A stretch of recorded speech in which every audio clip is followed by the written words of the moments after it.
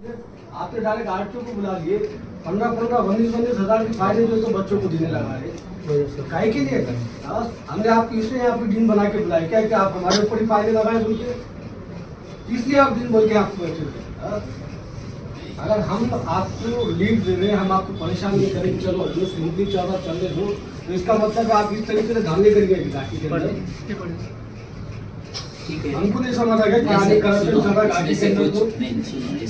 देखिए डीएम साहब से बात ये होगी है कि अभी डीएम साहब जो है तो एक आरटीओ साहब को फोन लगाकर रिक्वेस्ट करने वाले कि जो उन्होंने कार्रवाई आज की है उसको विड्रॉ करे और ये बच्चों को जो उन्होंने फाइन लगाई है वो कैंसिल करे। फोन लगाने के अलावा एक रिटर्न लेटर भी हमको डीएम साहब देने वाले हैं जिसमें लिख कर देने वाले कि आज जो कार्रवाई आरटीओ साहब ने की है उसको थामिए उसको रोकिए और इनको जो फाइन लगाई है वो कैंसिल कीजिए। जो है हमारे जो गाड़ी का जो मसला है ये हमारे समीर भैया ने हल कर दिए। एमआईएम पार्टी से खुश है आप? ये एमआईएम से भी खुश है हमारे भैया से भी खुश है हम किससे भी खुश। समीर भैया तुम आगे बढ़ो हम तुम्हारे साथ हैं। वाइल्ड स्टैंड लेना चाहिए और इसके बाद मैं अगर अश्योर होता है एम्बुलेंस वाले मेरा सुनेंगे मेरे डिसिप्लिन से काम करेंगे हॉस्पिटल के नाम के हिसाब से ही पार्किंग होगी और एम्बुलेंस के कागज पत्र अगर क्लियर होंगे तभी उसको यहाँ पार्किंग किया दिया जाएगा तो इसके बाद ऐसा कोई वाकया नहीं होगा कोई हादसा नहीं होगा। सर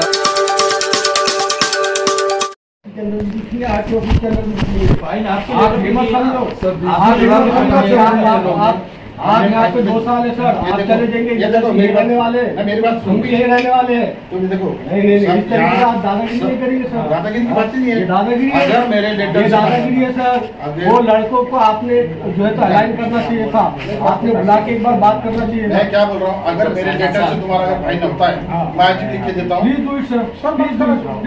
मैं फाइन कैंसिल कराइए लड़कों को हटाने की आपकी बात मैं लेटर देता हूँ आरटीओ की वन टाइम मेजर में इनको एक्सक्यूज कर दिए और इसके बाद डिसिप्लिन में रहेंगे इसके बाद अगर गलती करेंगे तो इनको डबल फाइन करेंगे। लेकिन ये तो मैं कर दूंगा ये तो मेरी बात लेकिन इसके बाद मेरे को ये गलत काम नहीं चाहिए। तुमसे बात करो हम लोग जो है रिजर्व पार्टी करेंगे और वहाँ पे इनको शिफ्ट करेंगे। ये देख सकता जी मैं आप लोगों को पर्सनली बोल देता हूँ चलो बात करते हैं।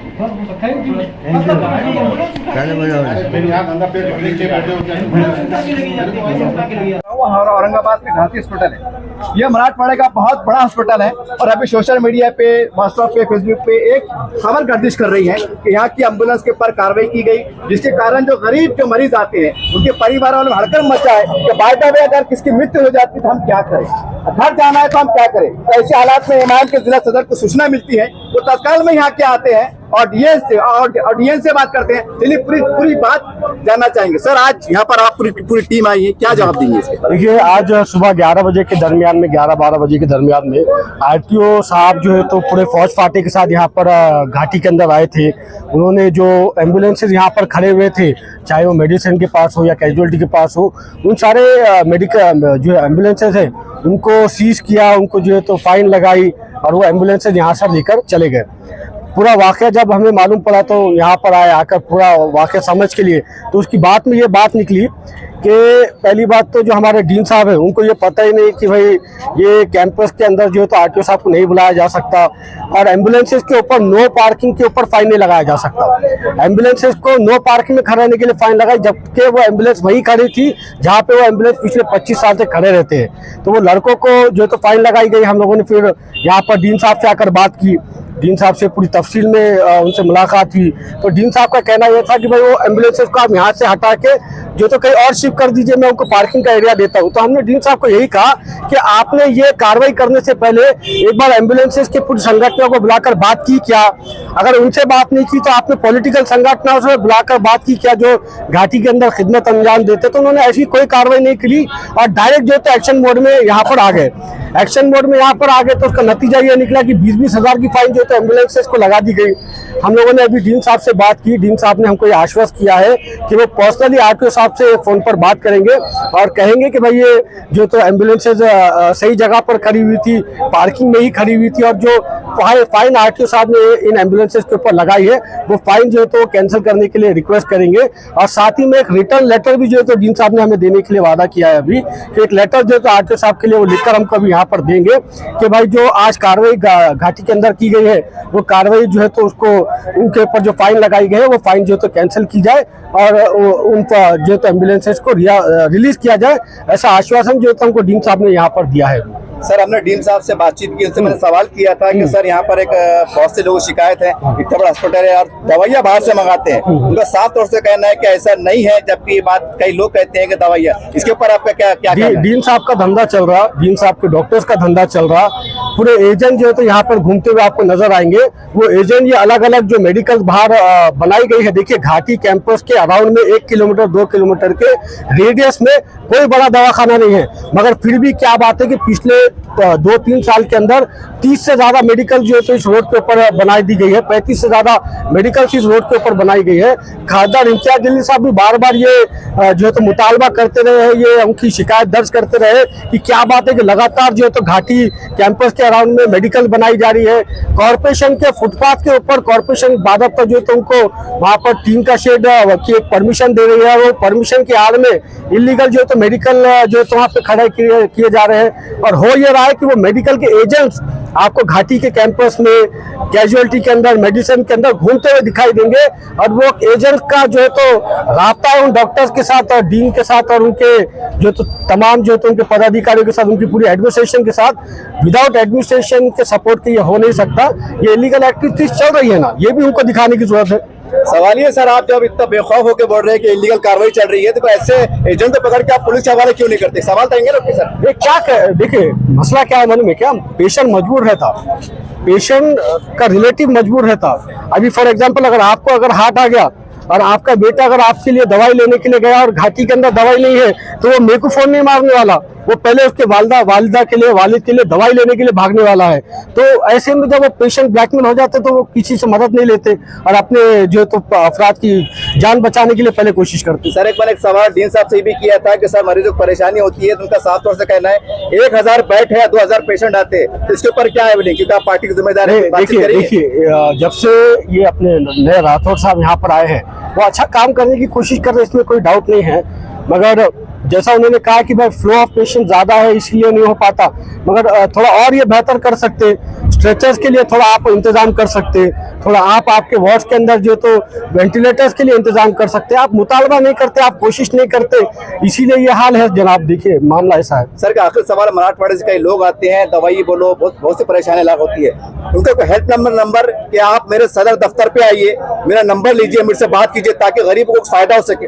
ये देखिए पिछले 5 साल से लगातार मैं और मेरी पूरी टीम, चाहे मुंशी भैया हो, चाहे खासाब हो, चाहे साबिर भी हो, भाई इम्तियाज हो, हमारे हाशिम साहब है, हमारे राफे साहब है, तमाम लोग घाटी के अंदर खिदमत में लगे हुए हैं। ऐसा नहीं है कि हम लोग डे 1 से मतलब आज आए कल नहीं आने वाले, हम लगातार घाटी के अंदर खिदमत करते रहे। सिर्फ घाटी नहीं, औरंगाबाद के जितने हॉस्पिटल से, चाहे वो प्राइवेट हो, चाहे वो घाटी हो, चाहे कैंसर हो, हर हॉस्पिटल के अंदर मजलिस इत्तेहादुल मुस्लिमीन का रिप्रेजेंटेशन पहुंचता है और हमारी खिदमत को अंजाम देता है।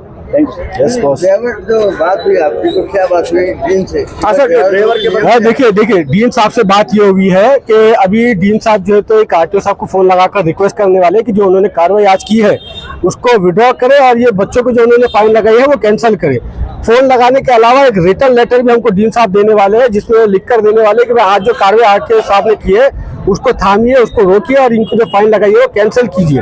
ये एक बात होगी। दूसरी बात जो हमारी डीन साहब से और खासतौर पे आप सबके माध्यम से जो मैं आवाम से कहना चाहता हूँ कि पिछले काफी वक्त से काफी कंप्लेंट्स है कि घाटी के अंदर ये जो सिक्योरिटी गार्ड्स है ये पेशेंट के रिलेटिव को मार रहे हैं, बदतमीजी कर रहे हैं। मैं तमाम आवाम से गुजारिश करना चाहता हूँ, तमाम जो पेशेंट यहाँ पर आते हैं, उनके रिलेटिव यहाँ पर आते हैं और जो यहाँ का स्टाफ है उनसे भी गुजारिश है मेरी कि अगर कोई सिक्योरिटी गार्ड कोई पेशेंट या उसके रिलेटिव से बदतमीजी करता है तो उसका एक वीडियो बनाकर हमारे पास डालिएगा, उसकी नौकरी भी हम खाएंगे और उसको जो यहाँ से सस्पेंड भी करवाएंगे।